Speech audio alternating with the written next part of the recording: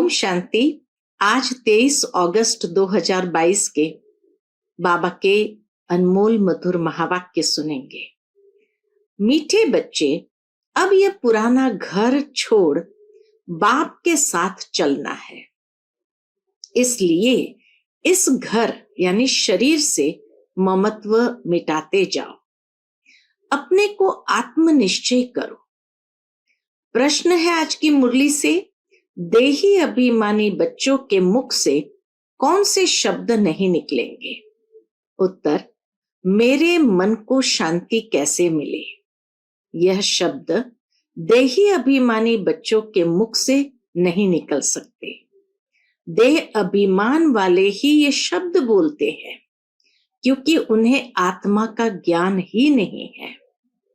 तुम जानते हो, आत्मा का स्वधर्म ही शांत है।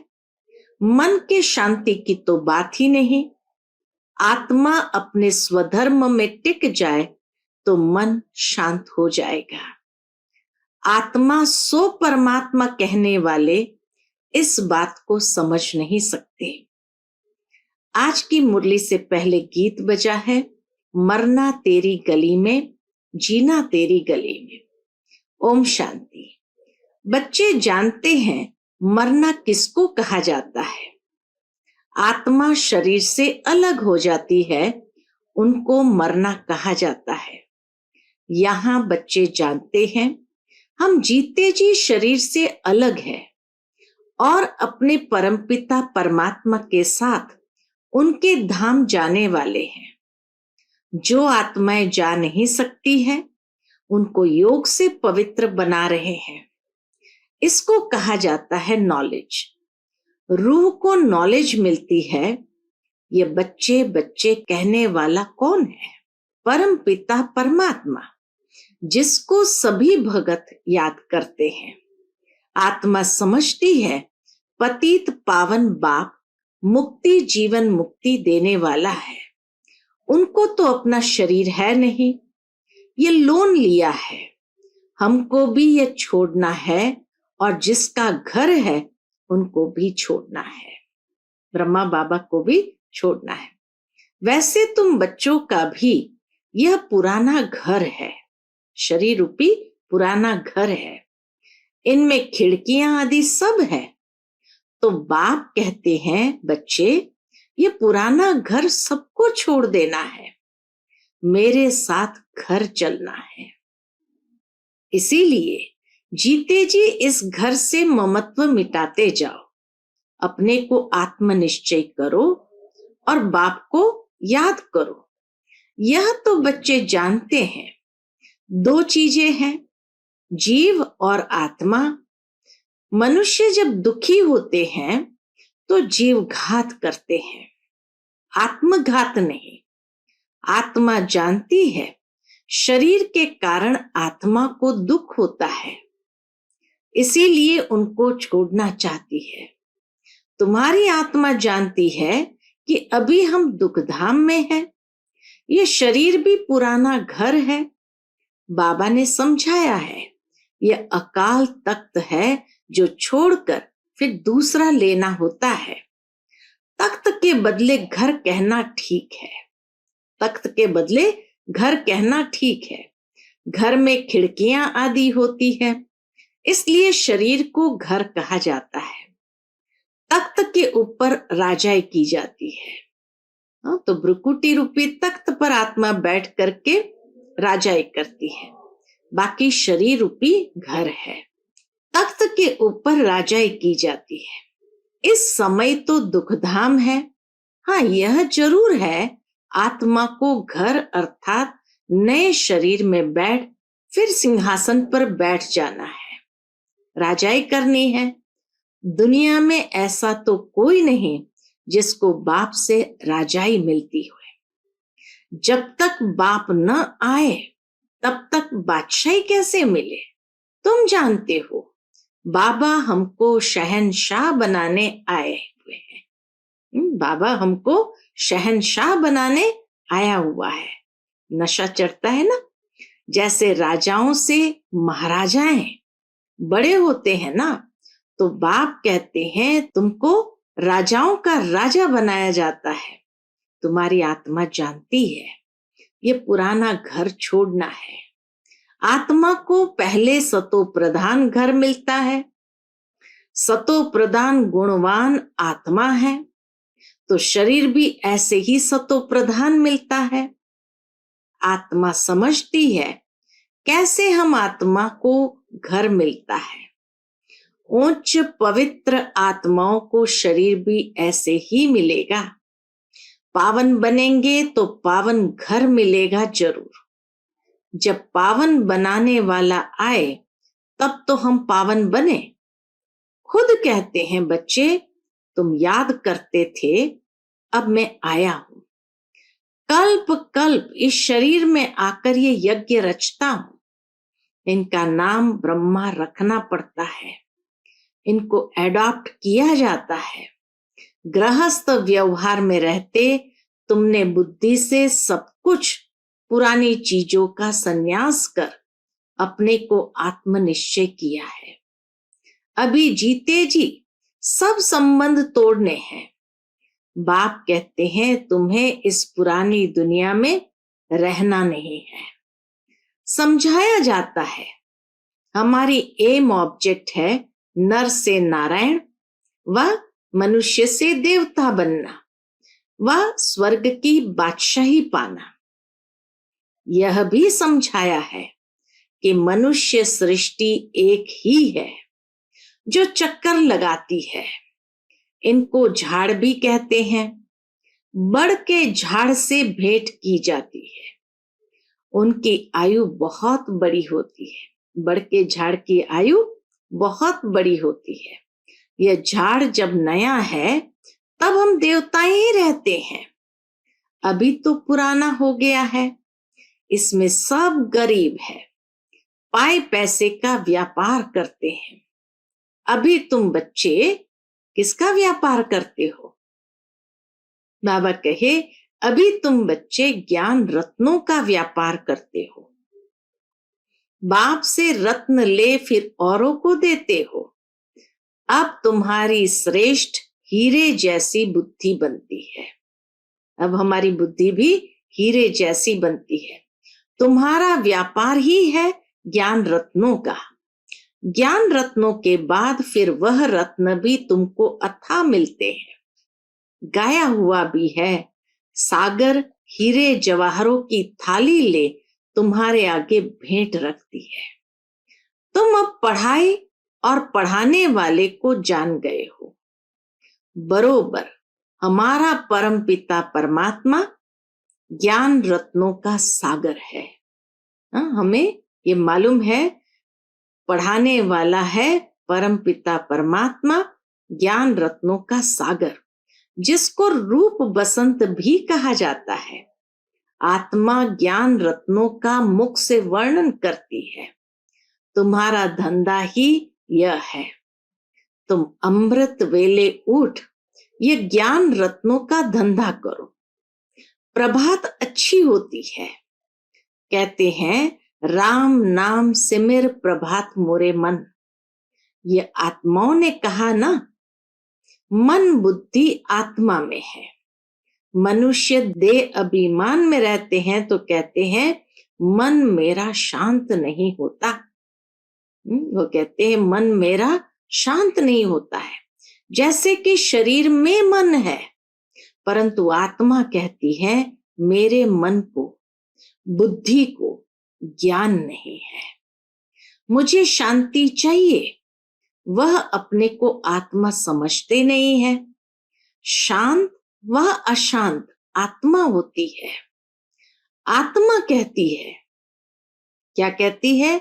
मैं अशांत आत्मा हूं, मैं शांत आत्मा हूं। देह अभिमान वाला कहेगा हमारे मन को शांति कैसे मिले? मन क्या है वह भी समझते नहीं है। आत्मा को शांति मिलती है वह आत्मा के मन को। पहले तो आत्मा को जानना पड़े। आत्मा का स्वधर्म शांत है। ये शरीर तुम्हारे ऑर्गन्स है। इनसे चाहे काम लो चाहे स्वधर्म में टिको। बाबा कहे इन ऑर्गन से चाहे काम लो, चाहे स्वधर्म में टिको। सन्यासी भी इस बात को नहीं जानते। वह तो कह देते आत्मा सो परमात्मा, परमात्मा सो आत्मा। परंतु ताकत कैसे मिले जो शांति में रह सके? जब बाप को याद करे तब ही ताकत मिले। सिर्फ शांति से भी कोई फायदा नहीं। वह समझते हैं हम आत्मा सो परमात्मा, हम आत्मा परमात्मा के लोक में चली जाएगी और कुछ भी नहीं जानते। पुनर्जन्म को ही भूल जाते हैं, 84 जन्म को भी भूल जाते हैं। बाप सन्मुख समझाते हैं, तुम समझते हो कि अभी हमें बाप के गले का हार बनना है। हम असल उस बाप के गले का हार थे। अब नाटक पूरा होता है। नाटक में एक्टर खेलते भी रहते हैं और टाइम भी देखते रहते हैं। अभी नाटक पूरा होता है, बाकी इतना टाइम है, थोड़ा सा टाइम अभी बचा है। टाइम पूरा हुआ, सब एक्टर आकर खड़े हो जाते हैं, फिर ड्रेस बदली कर घर चले जाते हैं। हूबहू तुम्हारा भी ऐसे ही पार्ट है। बाप आया है लेने के लिए। ये प्रश्न ही नहीं उठता आत्माएं वहां होगी व नहीं। हमारा काम है वर्षा लेना। जरूर आत्माएं होगी तब तो आती रहती है, वृद्धि को पाती रहती है, अभी भी आती रहती है ना। अंत तक, विनाश होने तक परमधाम से आत्माएं आती रहती है। तब तो बर्थ कंट्रोल आदि करते हैं। आत्माओं को वहां से स्टेज पर आना ही है, फिर बर्थ कंट्रोल क्या करेंगे? जो कुछ बची कुची आत्माएं हैं सब आएंगी। इसीलिए तो वृद्धि होती रहती है। वृद्धि होनी ही है, यह तुम बच्चों को पता है। जो कुछ पिछाड़ी वाले रहे हुए होंगे वह आते जाएंगे। जैसे मच्छर देखो रात को आए और सुबह को देखो तो सब मरे हुए होंगे, परंतु उनका कोई हिसाब किताब थोड़ी है। यह जो बड़े बड़े साइंसदान हैं वह कितना माथा मारते रहते हैं। बाबा कहे यह जो बड़े बड़े साइंसदान हैं वह कितना माथा मारते रहते हैं, खोज करते रहते हैं। जैसे ज्ञान की ऊंचाई है तो माया भी कम नहीं है।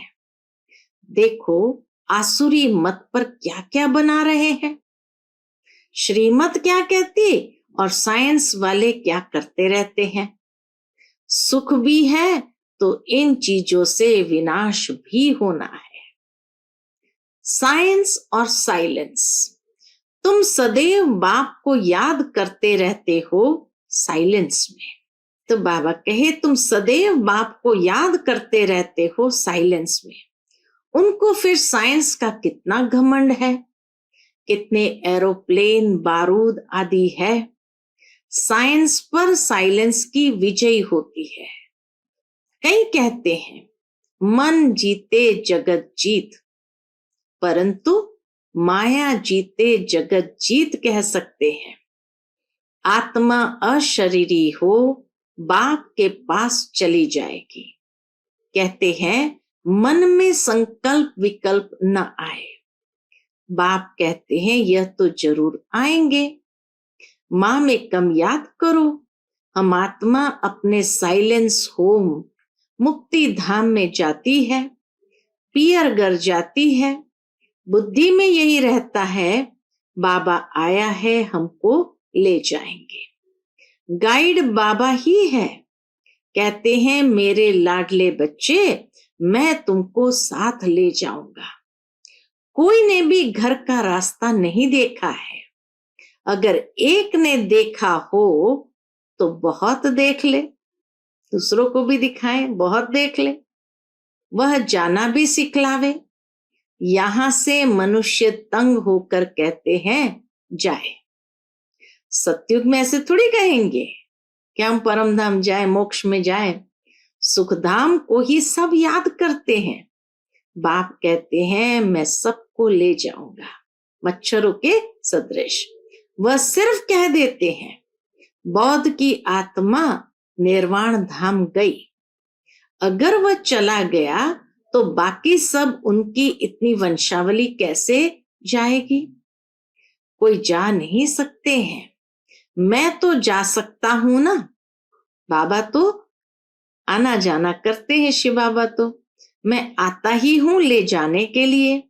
सतयुग में तो कितने थोड़े होते हैं। इस समय तो आत्माएं कितनी अथाह है। मच्छर सदृश है ना। सबको ले जाना एक बाप का ही काम है। सबको वापस ले जाना ये तो एक बाप का ही काम है। बाप कहते हैं मेरे गले का हार बनने से फिर विष्णु के गले का हार बनेंगे। गिरेंगे भी पहले। वह पुजारी बनते हैं, तब रावण के गले का हार बनते हैं। देवी देवताएं जैसे ही द्वापर में गिरते हैं, पुजारी बनते हैं, तो रावण के गले का हार बनते हैं। आखिर ये हालत हो जाती है। बाबा कहे कैसी हालत हो गई है अभी कलयुगी दुनिया में। तुम जानते हो हम आधा कल्प सुख में और आधा कल्प दुख में रहते हैं। रावण के गले का हार पहले पहले देवी देवता धर्म वाले बनते हैं, फिर और धर्म वाले आएंगे, वह भी रावण के गले का हार बनेंगे। अंत में सभी रावण के गले का हार बन जाते हैं। ये ड्रामा का खेल ऐसा बना हुआ है। बाबा कहे ये ड्रामा का खेल ऐसा बना हुआ है जो सिवाय बाप के और कोई समझा न सके। पॉइंट्स तो बहुत मिलती है समझाने के लिए। नट शेल में कहा जाता है एक बाप को याद करो। पति दुनिया को कैसे पावन बनाते हैं और फिर गले का हार पहले पहले कौन बनते हैं, ये बुद्धि में रहना चाहिए। बरोबर हम असल में अपने बाप के गले की माला है। फिर बाबा हमको सूर्यवंशी चंद्रवंशी बनाते हैं। सबसे पहले हम जाकर के बाबा के गले का हार बनते हैं और फिर सूर्यवंशी चंद्रवंशी बाबा बनाते हैं। फिर रावण का राज्य होता है। यह सृष्टि का चक्र कैसे फिरता है तुम जानते हो। नंबरवार स्कूल में सब सब्जेक्ट में 100 मार्क्स तो कोई नहीं लेते हैं। हाँ, कोई एक सब्जेक्ट में 100 मार्क्स मिल सकती है। इसमें भी मार्क्स हैं। दैवी गुण धारण करना कितनी बड़ी सब्जेक्ट है। सारे चक्र का राज भी समझाना है। कोई में गुण कम है, मुरली अच्छी चलाते हैं, नंबरवार तो होते ही है ना। जो पास होते हैं वह गले का हार बनते हैं। बाप तो परफेक्ट है, उन जैसा परफेक्ट कोई हो नहीं सकता। वह तो जन्म मरण में आता ही नहीं है। तुम्हारी बुद्धि में कितनी नई नई पॉइंट्स है जो और कोई की बुद्धि में बैठ नहीं सकती है। यह है गॉड फादरली यूनिवर्सिटी। भगवान वाच मैं राजयोग सिखलाता हूं। समझ में आता है भारत कितना अमीर था, अभी गरीब है। प्राचीन भारत बड़ा शाहूकार था। उनको पैराडाइज कहते हैं। घर में कोई अच्छे कुल के होते हैं, गरीब बन जाते हैं तो उन पर तरस पड़ता है। बाबा कहे घर में कोई अच्छे कुल के होते हैं, गरीब बन जाते हैं तो उन पर तरस पड़ता है। कहेंगे बेचारा कितना गिर गया। फिर उनको चढ़ाने की कोशिश करते हैं। क्रिश्चियन लोगों ने भारत के पैसे बहुत लिए हैं, उस धन से खुद शाहूकार बने हैं। भारत गरीब हो गया है तो फिर मदद भी देंगे ना, लोन के हिसाब से मदद देते हैं। तुम जानते हो क्या हिसाब किताब है। कोई अच्छे हैं तो वह समझते हैं यह सब लेन देन का हिसाब खत्म होता है, परंतु प्रेरक कौन है ये कोई नहीं समझते। इन बातों को अभी तुम समझते हो। भारत रिलीजियस था तो कितनी माइट थी, सारे विश्व के मालिक थे। पहला धर्म देवी देवता है जो बाप स्थापन करते हैं। अब सबसे गिरा हुआ है तो जरूर उनको मदद करेंगे। जब लड़ाई शुरू होगी तो खुद लड़ते भी रहेंगे, मदद भी करते रहेंगे। अब भी देखो देते रहते हैं, नहीं तो भारत भूख मर जाए। परंतु कभी ऐसा हुआ नहीं है। कैलेमिटीज भी आती रहेगी, लड़ाई तब लगेगी जब पढ़ाई पूरी हो जाए। अभी तो पढ़ाई चल रही है, अभी तो पढ़ाई चल रही है ना। बाबा को पढ़ाना है। ब्रह्मा द्वारा आदि सनातन देवी देवता धर्म की स्थापना हो रही है, तो इसीलिए पढ़ाई जब तक चलती रहेगी तब तक लड़ाई लग नहीं सकती। लड़ाई तब लगेगी जब पढ़ाई पूरी हो जाए।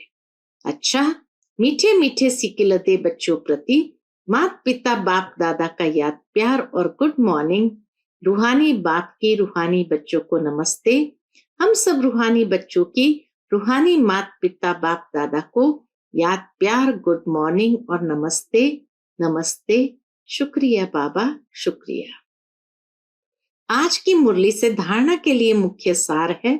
पहली पॉइंट, अभी ज्ञान रत्नों का धंधा करना है। रूप बसंत बन पढ़ाई पढ़नी और पढ़ानी है। दूसरी पॉइंट, बाप के साथ वापस घर जाना है, इसलिए पवित्र बनना है। अशरीरी बन बाप की याद में रहे, साइलेंस बल से साइंस पर विजय पानी है। आज का बाप दादा का मधुर वरदान हम बच्चों के प्रति है। सदा उमंग उत्साह के पंखों द्वारा उड़ने और उड़ाने वाले मजबूत और अथक भव। सदा उमंग उत्साह के पंखों द्वारा उड़ने और उड़ाने वाले मजबूत और अथक भव। आप आत्माएं अनेक आत्माओं को उड़ाने के निमित्त हो, इसीलिए उमंग उत्साह के पंख मजबूत हो।